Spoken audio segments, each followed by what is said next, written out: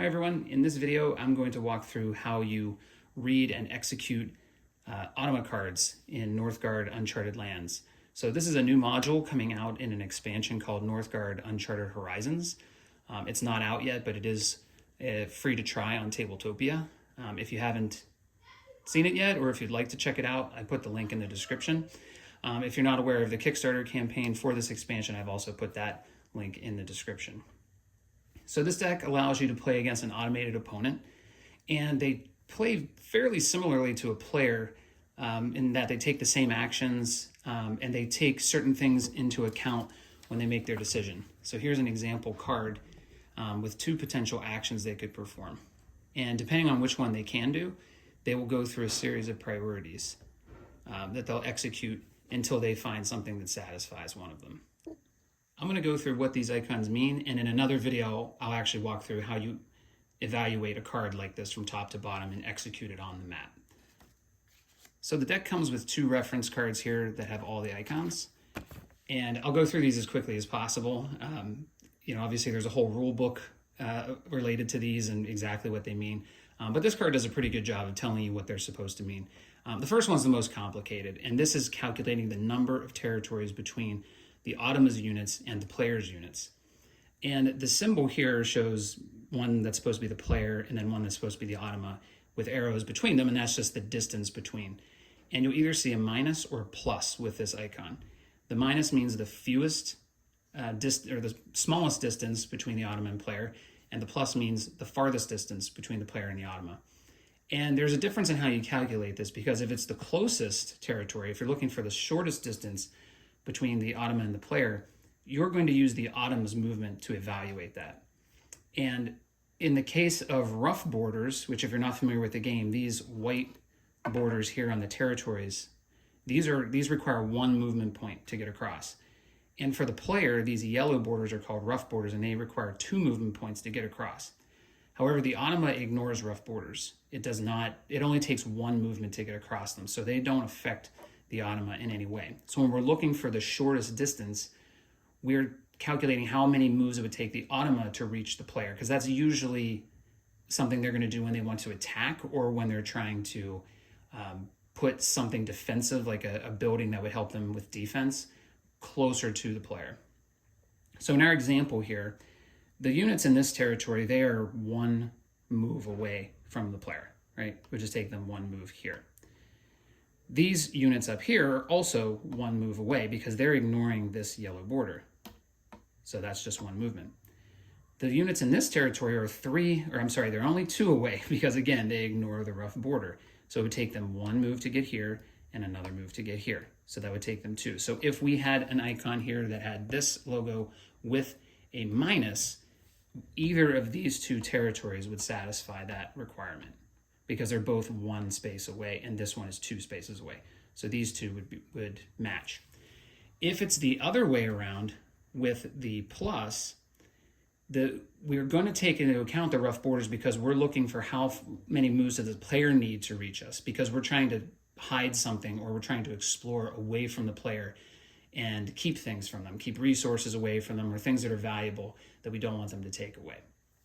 So when we're calculating that, we are including the rough borders because the player has to pay movement points to get across them. So if we go through this again, this unit for the player is here. This would be 1 movement point. To get up here, this would take 2 because they have to cross a rough border. To get to this territory, they'd have to do 1 movement and then 2 movements. So this would be 3 total away from the player. So if we saw this icon with a plus symbol, it would be this territory right here because this is 3 away. So that's how we would figure out on this map. And as you figured, the Automa is purple. The Automa, if they want to be as far away from the player as possible, that would be this territory right here. There may be other requirements that would change which one they actually choose, but for the purposes of just which one's the farthest away, it would be this one right here. So hopefully that makes sense. The next icon is the number of units. And again, you'll see either a plus or a minus. So if we're looking for the territory with the most units, on this particular map, that would be right here. This has 4 units. Even if you're playing with war chiefs, which count as additional axes when you're getting into combat, they only count as 1 unit for this calculation. So this territory right here would just count as 4 units. The next would be a tie between these two. They have 3 units each. If we saw the minus symbol, it would be the fewest units, and we'd have this one for if we're looking at the players' territories, or this one if we're looking at the Automa's territories. The next one is territories that have the most or fewest training camps. This would be one if particularly the Automa is trying to recruit and get additional units. So they would be building a training camp, and if they recruit, they want to use the territories that have those training camps. So if you see the plus, it's the territory with the most training camps. That would be if they're recruiting, they probably want the most. And the fewest would be if they're building. So they want to build in a territory that has the fewest training camps. So most or fewest training camps, pretty simple one. Open territories. So this simply means, is the territory open for exploring? So in our example here, we have this territory. I'll move these units again. But this central territory with the purple Automa, this is closed. It has a border all the way around it. That's a closed territory. This territory and this territory are both open. So the Automa could explore from those. So that symbol just means we're looking for an open territory. The next one is closed territory. So it has a border all the way around. Again, this central territory would satisfy that requirement. Next is resources. So we're looking for the territory that has the most if it's a plus, or the fewest if it's a minus. Cumulative production. That means production from buildings and from printed resources that are actually on the tile itself. So if we're looking at the Automa's territories, in our example, these two would be tied. They both have one printed resource on them, so they're tied for one resource each. If we were looking for the fewest, this territory would satisfy it because it doesn't have any. If we're looking at the entire board, this territory here would have the most because it has 1, 2, 3, 4. We include this building, which is a food silo, as an additional resource production. The next one is building points. And building points mean existing buildings. So we have 2 on the board here. And every large building like this forge would get 3 building points. And small buildings like the food silo would get 1. So in our example here, this territory has the most building points with 3. If it was the Automa trying to figure it out in their own territories, this is the only territory with any building points. It's the only one with the building. But for the entire map, this one has the most building points with 3. Okay, next is the size of the territory. So we're either looking at the largest if it's a plus, or the smallest, the smallest territory if it's a minus.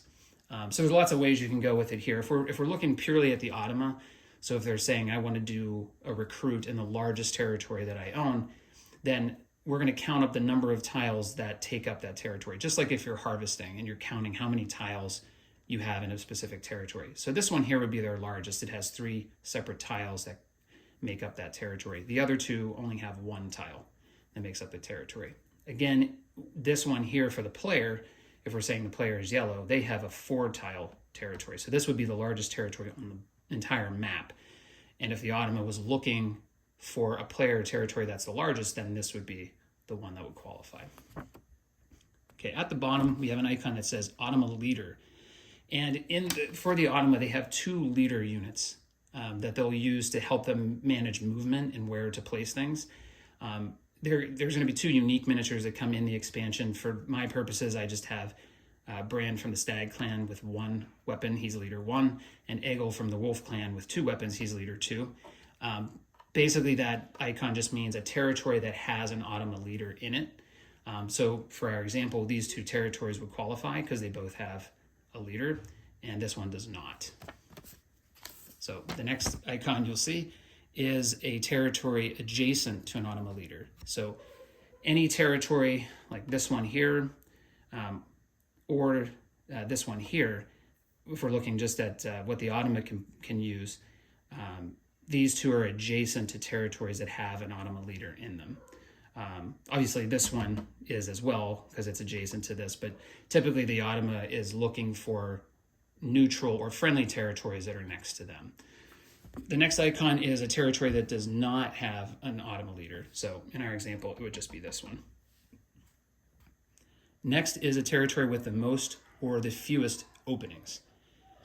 So if it's a plus, we're looking for the territory that has the most openings available, and a minus is the fewest. So in our example, this territory up here has the most openings. We can explore here. and we can explore here. There are no borders on these sides. And this territory only has one, it's missing a border here. So if we were looking for the most openings, we'd pick this territory. If we were looking for the fewest, we would pick this one. Next one is the most or least food production. So that one's pretty straightforward. If we're looking at the Automa's territories, this one is the only one with food production. On the entire map, this one is because it has 3. And the next one is wood, same thing. It's just the amount of wood in a territory, most or least. These are typically used to figure out where should they put a food silo or a wood, I think it's called woodcutter's hut. They'll be looking for that, or they'll be looking for those when they're exploring. If they want to find wood on a tile or something, we'll see those. This icon means the fewest number of clockwise rotations to make for a tile. So when the Automa is exploring, they want to place a tile with the fewest rotations possible. So I have a couple example tiles up here. So, and the way you're supposed to do this is you just pull the tile when they're exploring and just flip it this way. I always do it with the top of the Northgard logo being at the top. And the Automa is going to try to place this exactly as it is, if possible, if it can satisfy the requirement. So if it's looking with a priority on resources, they can do that, just like that. If it's looking for building spots, there's 2 options. And if we get all the way to the end and we say only the one that can do it with the fewest rotations, we're just going to go like that. Even though the carved stone might be a more beneficial one to the Automa, we're doing the fewest rotations possible, so we'd put it like that. As another example, if the Automa was looking for wood, then we'd have to do 2 rotations here if we were exploring right here on that side. And so that's the next icon is related to building spots, which we just talked about, the most or the fewest building spots available. Typically on a single tile, if they're exploring, there's only going to be 1 building spot. Most tiles don't have more than 1 building spot in a single territory. But when you're looking to build or you're looking to move to another territory for the Automa, you might look at the territories that have more building spaces than the others. So you either see most or fewest on the icon. And then the last 4 are just directional. So if, for example, we're exploring again, and we've decided that this space here is where the Automa is going to explore, they're going to, if everything is tied, if you can't find a way to resolve the tile, or I guess I should say, if you're trying to figure out between this territory and this one to explore from, you can't figure out where do I explore because they're both tied in everything. They have the same number of resources, the same number of building spots, none. I can't figure out where to explore. Then you'll see a directional icon at the end of the card, and that will tell you. So if it said north, then we're going to explore from the top here. If it said south, we're going to explore down here. If it said east, I know that the Automa doesn't own this, but let's just say they did, for example, this would be east. If they don't own this and you're doing it with just these 2 territories, to me, this is east here. This is the farthest east on the map. So again, you would explore here. And if it was west, we would explore on this territory because it's farthest west. I mean, it's not exactly west, but it's as far as they could possibly get west on the map. So those ones are a little bit more up for interpretation if there's not a really obvious one. But I typically just say the farthest east on the map, west on the map, north, south, if there's not an obvious choice for that one. So those are the icons. That's how you read these. Hopefully this is helpful. There's a lot of little rules you just have to keep in mind. So the more practice you get, the more frequently you read through these cards and play for the Automa, the more it makes sense. But I just want to make a quick video just what these icons mean when you're looking at, 20 of them on a single card. Thanks for watching.